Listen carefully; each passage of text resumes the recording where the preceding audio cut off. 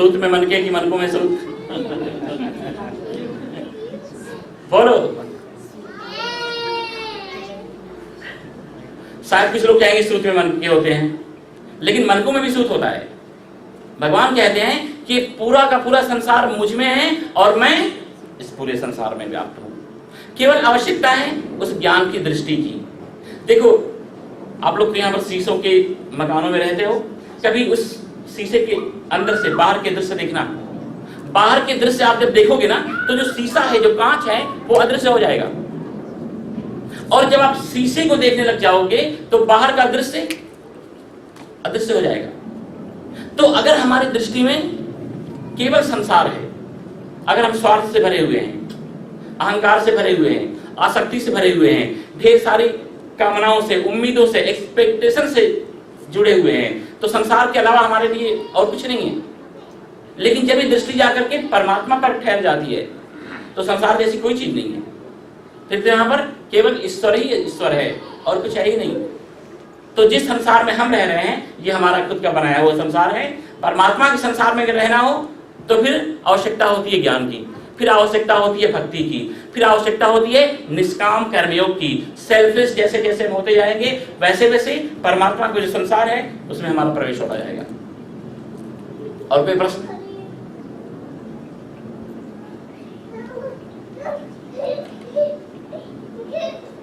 कोई प्रश्न नहीं है? सोचो सोचो। कुदरती कलामिटीज क्यों होती है? हाँ जी, कुदरती कलामिटीज क्यों होती है? जैसे भूकंप हो रहा है, ये टॉर्नेडोज आते हैं, हाँ। कितने लोगों के जान जाती है, कितना नुकसान होता है, वो क्यों? देखो, नुकसान, लाभ और जो हानि है, हम लोग और लाभ में जीने वाले लोग हैं, इसलिए हिसाब किताब करते रहते हैं। नहीं तो ये प्रकृति है, ये तो प्रकृति इससे ही उत्पन्न होती है। कभी आपने सोचा कि चारों तरफ जो पहाड़ दिखाई पड़ते हैं, जिसको कि देखने से लगता है कितनी सुंदर ये प्रकृति है, कितना सुंदर दृश्य है, ये सब कैसे उत्पन्न हुए होंगे? बहुत भयंकर भूकंप से ही ये सब अंदर से जो पत्थर हैं, पहाड़ हैं, ये सब ऐसे निकल गए। हिमालय भी ऐसे ही निकला हुआ है। तो ये तो प्रकृति का खेल है। कभी तूफान आता है, कभी साइक्लोन आता है, कभी आंधियां आती हैं, कभी बर्फ गिरता है, कभी तो प्रकृति के द्वारा ही पूरा का पूरा। भगवान ने गीता में कहा कि मयाध्यक्षेण प्रकृति सूयते सचराचरम। भगवान की अध्यक्षता में प्रकृति जो है, ये सारा का सारा जो क्रम है, ये करती जा रही है।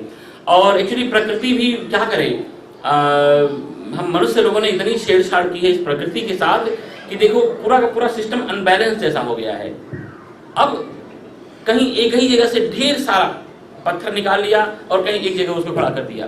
कहीं से कोयले खदाने, वहां से सारी चीजें निकाल ली, कहीं एक जगह उनको खड़ा कर दिया। पानी बह रहा है, उनको पूरा का पूरा रोक करके और डैम बना दिया। तो पूरी पृथ्वी जो घूम रही है वो अपना बैलेंस लेकर के घूम रही है और हम लोग अनबैलेंस करते जा रहे हैं। तो प्रकृति भी, नेचर भी परेशान तो वो होगा ही।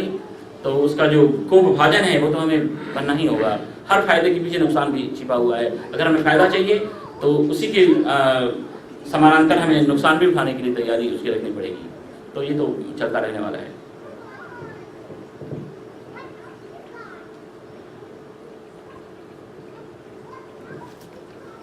और कोई प्रश्न?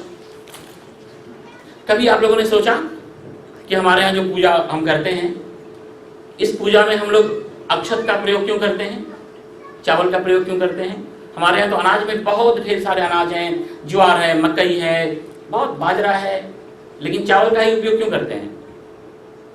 कभी आपने सोचा कि मंदिर में हम आते हैं तो घंटी क्यों बजाते हैं? कभी आपने सोचा कि जूता हम बाहर निकाल करके मंदिर में क्यों आते हैं? कभी आपने सोचा कि यहाँ पर हम कछुआ क्यों रखते हैं? भगवान शिव का जो पूजन करते हैं उसके पीछे क्या विज्ञान है? थोड़ा सा दिमाग चलाओ। कल एक जगह एक परिवार में थे, ऐसे सत्संग हो रहा था, तो मैंने कहा सोचो, दिवाली के दिन आप लोग पूजन किसका करते हो? लक्ष्मी गणेश का पूजन करते हो ना। अब अगर लक्ष्मी जी की पूजा करनी हो तो उनके पति हैं भगवान विष्णु, उनके साथ उनकी पूजा करो। हाँ, गणेश जी की पूजा करनी हो तो उनकी पत्नी है रिद्धि और सिद्धि, उनकी पूजा करो। ये किसी की पत्नी और किसी का पति दोनों को एक साथ कैसे खड़े कर सकते हो? क्या आपके घर में कोई स्त्री किसी दूसरे का पति लेकर के आए तो उसको आप वेलकम करते हो? या कोई आदमी किसी की पत्नी लेकर के आपके घर पे आ जाए तो क्या आप उसको वेलकम करते हो? तो फिर लक्ष्मी और गणेश की पूजा एक साथ क्यों? क्या कारण है भाई? Why? Can I tell you why? Can I? सुनो, देखो, जो गणेश जी है ना, वो विवेक के प्रतीक है। भगवान जो शिव हैं वो ज्ञान के मालिक हैं, लेकिन जो गणेश हैं वो विवेक के प्रतीक हैं। जीवन में जब लक्ष्मी आती है, जब धन आता है, जब संपदा आती है, तो अच्छे अच्छे लोगों का दिमाग आसुरी हो जाता है। अगर उसमें विवेक ना हो तो हर व्यक्ति रावण बन जाएगा। संपत्ति आई, अब उस संपत्ति का सदुपयोग करना है, या वो संपत्ति कहाँ जाएगी, होटल में जाएगी कि होटल में जाएगी कि हॉस्पिटल में जाएगी, या किस तरह से उनको हम खर्च करेंगे। अगर विवेक नहीं होगा तो पता नहीं चलेगा, और पूरा का पूरा जो जीवन है वो आसुरी हो जाएगा। इसलिए संपत्ति के आने के बाद ही गणेश की आवश्यकता होती है, मतलब विवेक की आवश्यकता होती है। देखो, जब सीता जी जनकपुर से अयोध्या आई तो रामायण में लिखा है कि अयोध्या की संपत्ति 10 गुनी बढ़ गई, और वही सीता जी जब लंका में आई तो क्या हुआ? 1 लाख पूत 1.25 लाख नाती ता रावण घर, दिया न बाती कुछ बचा ही नहीं। क्यों? क्योंकि सीता जी जनकपुर से अयोध्या अकेली नहीं आई थी, भगवान राम के साथ आई थी। रावण ने, इस आदमी ने यही एक बहुत बड़ी मिस्टेक की। अगर ये सीता जी के साथ साथ राम को भी किडनैप कर लेता ना तो इसको कोई हरा नहीं सकता था। ये अकेली सीता को हर करके लेके आया, और अकेली सीता को लेकर के हर के आया, उसी लिए विध्वंस का कारण बना। हमारे जीवन में भी अगर अकेली लक्ष्मी होगी, अकेली संपत्ति होगी, अकेला ऐश्वर्य होगा, धर्म नहीं होगा, संस्कार नहीं होगा, भगवान नहीं होंगे, नारायण नहीं होंगे, विवेक नहीं होगा, तो हमारा जीवन भी आसुरी हो जाएगा। इसलिए हमारे मनीषियों ने, हमारे शास्त्रों ने, हमारे ऋषि मुनियों ने बहुत सुंदर जो है ये ज्ञान का विज्ञान बताया है। इसलिए थोड़ा सा आप लोग सोचा करो, कुछ भी यूं ही नहीं है, हर चीज के पीछे बहुत बड़ा कारण छिपा हुआ है, बहुत बड़ा रीजन है, कुछ भी ऐसा ही नहीं है। और भगवत गीता मैं आप सभी लोगों से कहना चाहूंगा कि रोज प्रतिदिन आप लोग भगवत गीता का पाठ करो। अरे 1 श्लोक का पाठ करो, 2 श्लोक का पाठ करो। जिस दिन आपका जन्म हुआ है ना, वो तारीख ले लो, और उस तारीख के नंबर को, उस नंबर के श्लोक को हर अध्याय में से ले लो, चुन लो, और देखना भगवान ने आपकी पूरे जीवन का संदेश, मैसेज उन श्लोकों में रखा हुआ है। थोड़ा सा पढ़ करके, थोड़ा सा चिंतन करके, सोच करके देखो जीवन में कितना फर्क पड़ जाता है।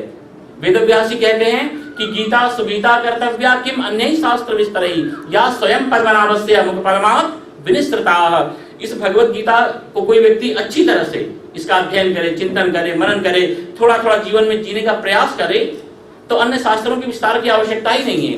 क्योंकि भगवत गीता तो यह स्वयं पद्मनाभस्य, परमात्मा अनंत कोटि ब्रह्मांड नायक उस ईश्वर के श्रीमुख से जो है ये निर्धारित जीवन का कल्याण करने वाला अंतिम शास्त्र है भगवत गीता। इसके समान दूसरा कोई शास्त्र नहीं है। वेदों के जो शीर्षस्थ हैं, वेदों के जो मस्तक हैं, वो है उपनिषद, और उपनिषद का ये सार तत्व है भगवत गीता। कई बार मैं कहता रहता हूं कि देखो, जब भी सत्य कई लोगों के होकर के, लोगों के द्वारा होकर के गतिमान होता है, तो थोड़े समय के बाद उसकी रियलिटी, उसकी मौलिकता खो जाती है। जैसे मैं कोई एक बात किसी एक व्यक्ति को कहूं, वह दूसरे को, तीसरे, चौथे, 5वें, 10वें तक पहुंचते पहुंचते वो बात वो रही नहीं जाती है जो मैंने कही थी, क्योंकि हर व्यक्ति अपनी तरफ से थोड़ा सा मिर्च मसाला छिड़क करके सामने वाले को देता है। लेकिन भगवत गीता में एकदम बिल्कुल नगद जो ज्ञान है, हमारे और परमात्मा के बीच में और कोई भी नहीं है। तो भगवत गीता का आप लोग पठन करो, पाठन करो, भगवत गीता के ऊपर आप लोग जस्ट सोचो। प्रतिदिन आपको जीवन में नया नया प्रकाश जो है इस ग्रंथ के द्वारा मिलता जाएगा। भगवान कहते हैं कि गीता शास्त्रम इदम पुण्यम, जीवन को पवित्र बनाने वाला ये शास्त्र है। धर्म को अगर एक शब्द में कहना हो तो पवित्रता। अगर हमारे विचारों के अंदर पवित्रता आ गई तो यही ज्ञान योग हो जाएगा। हमारे कार्यों के अंदर, कर्मों के अंदर यदि पवित्रता आ गई तो यही कर्म योग हो जाएगा। हमारे भावनाओं के अंदर अगर पवित्रता आ गई तो यही भक्ति योग हो जाएगा। तो भगवान ने कहा कि जीवन को पवित्र बनाने वाला यह अद्भुत शास्त्र है। गीता शास्त्रम इदम पुण्यम, और पुण्य का परिणाम है सुख। अगर किसी व्यक्ति को सुख चाहिए, किसी व्यक्ति को अगर अनुकूलता चाहिए, किसी व्यक्ति को आत्मसंतुष्टि चाहिए, शांति चाहिए, आनंद चाहिए, तो इस शास्त्र में उसकी पूरी की पूरी व्यवस्था है। वेदव्यास जी ने कहा कि गीता शास्त्रम इदम पुण्यम या पठेत प्रयता पुमान, विष्णु पदम आपनोति भय शोकादि वर्जिता। यह परमात्मा के स्वरूप को प्रदान कर देने वाला शास्त्र है। और दूसरा बहुत बड़ा जो कार्य करता है हमारे जीवन में, भय शोक और हर प्रकार की चिंताओं का शमन कर देता है। देखो, हमेशा भविष्य काल का शोक, भूतकाल का शोक होता है, भविष्य की चिंता होती है और वर्तमान का भय लगता है।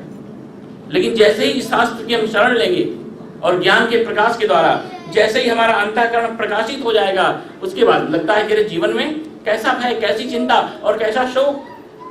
तो बहुत बहुत बहुत आनंद आएगा इस शास्त्र के पठन के द्वारा। किसी के मन में कोई प्रश्न? हाँ जी। रामायण में हम लोग पढ़ते हैं कि जब हम लोग वापस आ गए वन से, तो फिर सीता जी को राम जी ने वापस वन में भेज दिया। इसके बारे में आप थोड़ा बताइए हमें।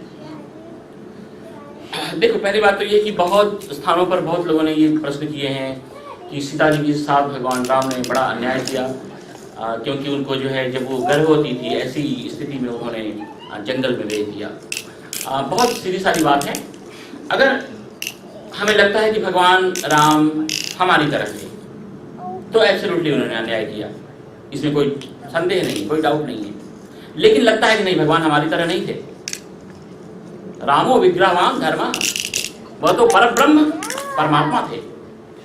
फिर उसके बाद बुद्धि हमारी छोटी पड़ जाती है। वशिष्ठ जैसे मुनियों की बुद्धि भी जहाँ पर अबला जैसी दिखाई पड़ती है, तो बड़ा मुश्किल है कि परमात्मा के उस निर्णय को और भगवान के उस चरित्र को अपनी छोटी सी अल्पमति में हम माप सकते हैं। वाल्मीकि रामायण में सीता जी ने स्वयं ने कहा है कि भगवान राम ने जो ऐसा किया उसके ऊपर मुझे कोई शिकायत नहीं है, मुझे कोई उसको लेकर के शौक नहीं है, जैसी नियति थी उसके अनुसार वैसा ही हुआ। तो सीता जी ने कोई उसके ऊपर अपनी कोई शिकायत नहीं प्रस्तुत किया है। गोस्वामी तुलसीदास जी ने रामायण में ये प्रसंग ही नहीं लिखा है, लेकिन वाल्मीकि रामायण में जरूर प्रसंग है। तो एब्सोल्युटली उनको जो है वो वनवास दिया गया। उसके भी कुछ कारण ऐसे दिखाई पड़ते हैं कि भगवान राम को लगा कि जिस वनस्थली में, गुरुकुलों में, उस जंगल तपोवन में 10-15 साल रहने के बाद उनका जीवन इतना दिव्य हो सकता है, तो उन्होंने कहा कि अगर मेरे बालक का जन्म ही अगर वहां होता है तो फिर उसका जीवन कितना दिव्य होगा। और लवकुश का जन्म जो है वो आश्रम में होता है, और उसका परिणाम क्या हुआ? लवकुश ने जब भगवान राम के उस यज्ञ का घोड़ा पकड़ा तो लक्ष्मण, भरत, शत्रुघ्न सबको पराजित करके पटक दिया। हनुमान को तो सामान्य बंदर की तरह पेड़ों में बांध दिया। गोस्वामी जी लिखते हैं उनके परिचय में कि दो विजयी, लव और कुश की उनको उपमा ही नहीं मिली। उन्होंने इतना ही कहा कि ये विजयी हैं, इनके सम्मुख कोई ठहर नहीं सकता है, क्योंकि उनका जन्म ही उस दिव्य वातावरण में, ऋषियों के वातावरण में हुआ। तो बड़े अद्भुत और पराक्रमी ये पुत्र हुए, ये भी कारण हो सकता है। और भगवान ने जो भी निर्णय लिया होगा उस समय उनकी क्या सिचुएशन, हालात, कंडीशन, परिस्थिति रही होगी, उसको जाने बिना, समझे बिना कुछ भी कह पाना वो बहुत अन्याय होगा। एक बड़ी सुंदर कविता है कि होश वाले मेरे दीवानगी पर बहस फरमाएं, लेकिन पहले उन्हें दीवाना बनने की जरूरत है। मतलब बिना उस सच्चाई में प्रवेश किए, उस काल में प्रवेश किए, उस हालात, कंडीशन, परिस्थिति को बिल्कुल अच्छी तरह से जाने बिना कुछ भी कह पाना शायद वो बेईमानी होगा। तो भगवान ने जो भी निर्णय लिया, जो भी डिसीजन लिया, एब्सोल्युटली वो सोई राम व्यापक ब्रह्म भुवन निकाय पति मायाधनी अवतारे वो अपने भगत हित निज तंत्र निज रघुकुल मणि, वह तो परमात्मा थे। तो उनका जो निर्णय था वही सर्वोपरि था, और इसमें कोई कुछ भी कह सकना मुश्किल है। हाँ जी। अच्छा, हम लोग को जीवन में पेरेंट्स लोग तो मृत्यु के बाद चले जाते हैं, तो उनके बाद कैसे मालूम होगा कहाँ पे है, कैसे है, और क्या करने के चाहिए हमको? देखो, पहली बात तो ये है कि जब तक वो जीवित है ना, तभी तक हमारे अंदर जितनी प्यास है सेवा के द्वारा वो हम तृप्त कर लें।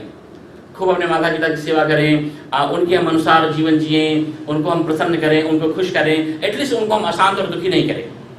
और उसके बाद जब उनका शरीर छूटता है, तो शरीर छूटने के बाद जो है ना, जैसे व्यक्ति के कर्म होते हैं, जैसी उनकी प्रकृति होती है, उसका स्वभाव होता है, उसके अनुसार जो है वो आगे की लोगों में आगे की गति उसकी जो है वो निश्चित होती है।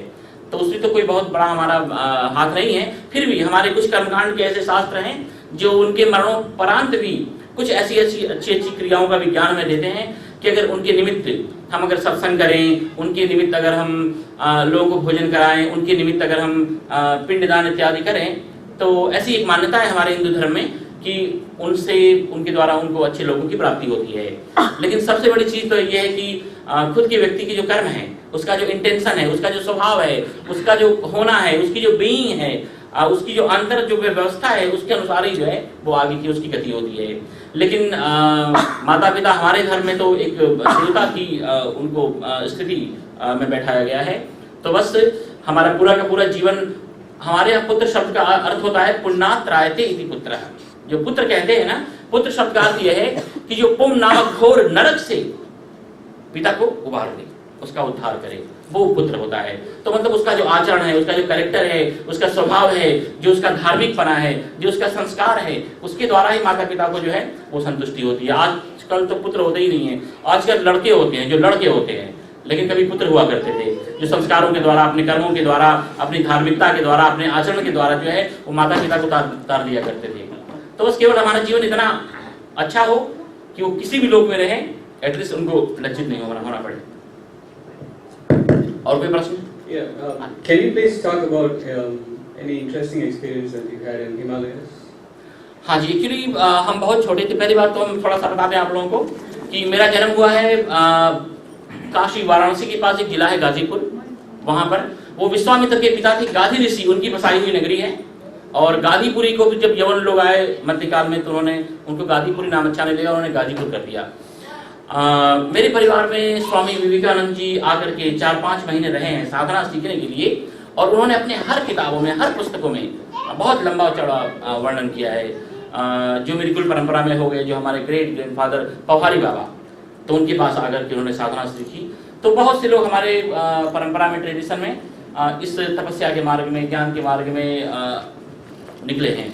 तो मैं भी जब बहुत छोटा था, करीब 14-15 साल का था, जो सारे शास्त्र हैं, जो संस्कृत है, जो आध्यात्मिकता है, ये मुझे एनवायरनमेंट में मिली, जैसे कि आंगन में उतरती हुई धूप की तरह मिली। मैंने संस्कृत में ही बोलना सीखा। जब तक मुझे लिखना आया तब तक मुझे पूरी गीता कंठस्थ हो चुकी थी। मेरे पिताजी जो थे संस्कृत के बड़े उद्भट विद्वान थे, और प्रातःकाल 4 बजे से लेकर के रात में 10 बजे तक 40-50 छात्र वो शास्त्री के और बीए के, आचार्य के, एमए के बैठ करके ऐसे ही पढ़ते रहते थे। तो मैं तो बस केवल ऐसे ही सुनता था। सुनते सुनते मेरे सारे के सारे शास्त्र वो तैयार हो गए थे। फिर मुझे लगा कि केवल इन शास्त्रों से बात नहीं बनने वाली है, क्योंकि अगर कोई व्यक्ति स्विमिंग के ऊपर, तैरने के ऊपर 15-20 किताबें पढ़ ले और उनको मिला करके खुद एक किताब लिख ले, वो एकदम डिफरेंट है, और स्विमिंग करना एकदम डिफरेंट है। आप स्विमिंग के ऊपर किताबें पढ़ करके तैरने के लिए जाओगे तो डूबोगे ही। मुझे लगा कि नहीं, कुछ जीवन में साधना होनी चाहिए।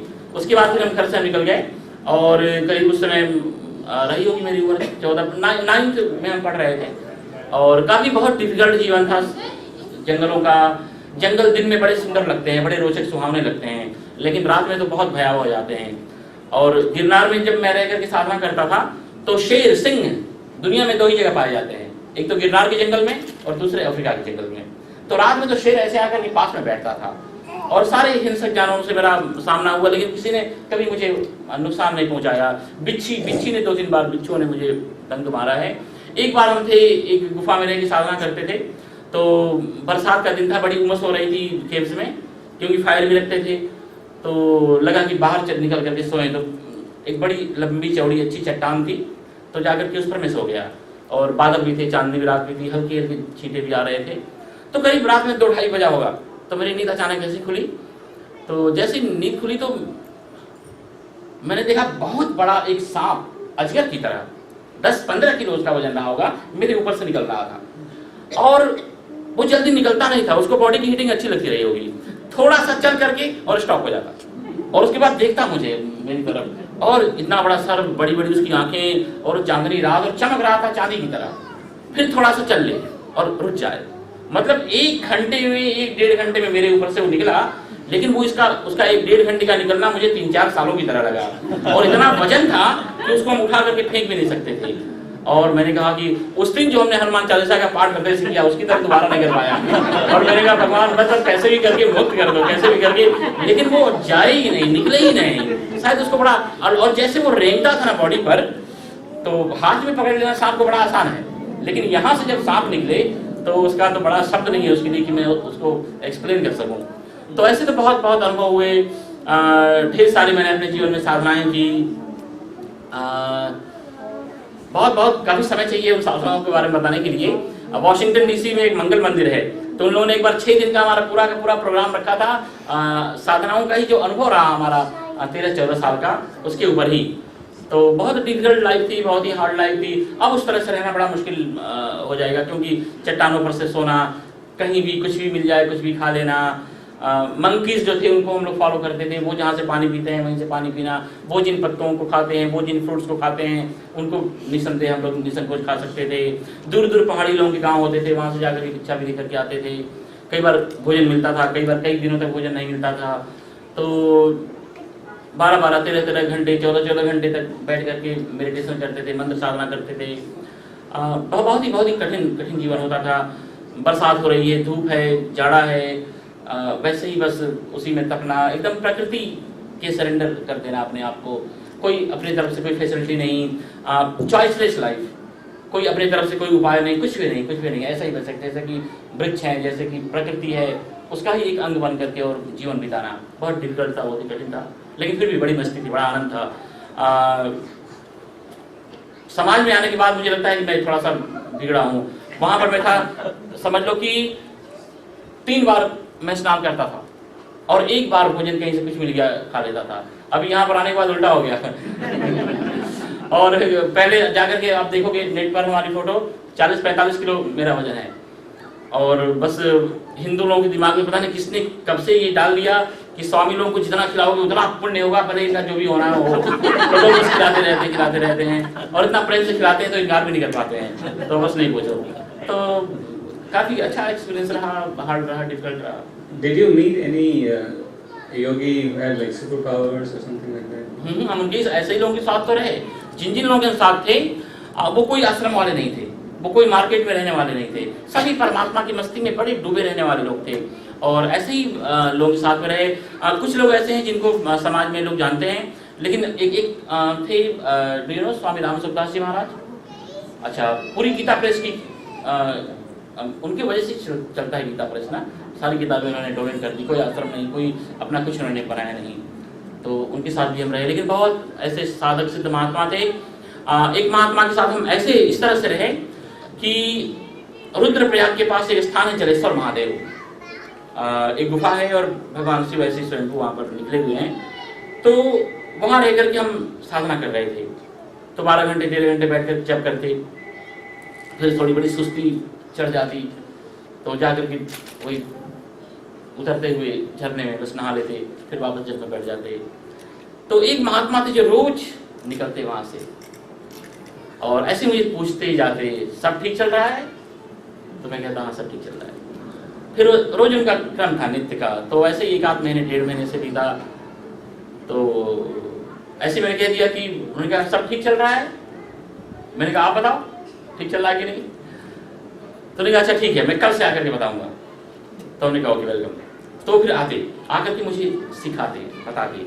तो ऐसे 3 से 4 महीने तक जो है उन्होंने मुझे मेडिटेशन सिखाया। फिर 4-5 साल पहले हम थे बोस्टन में,